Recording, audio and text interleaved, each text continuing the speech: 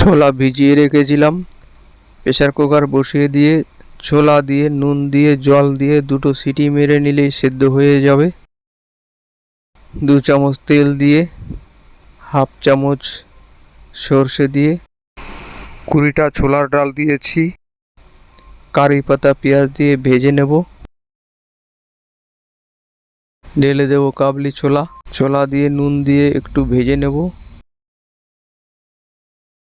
দেব ধনিয়া পাতা দিয়ে একটু নেড়ে দেব নারকেল কোড়া।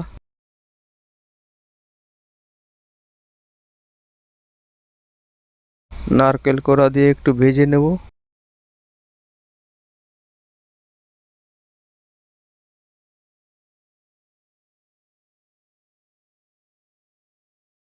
বাটিতে ঢেলে দই দিয়ে মিশিয়ে নিলেই রেডি ছোলা সিদ্ধ, ছোলা দই।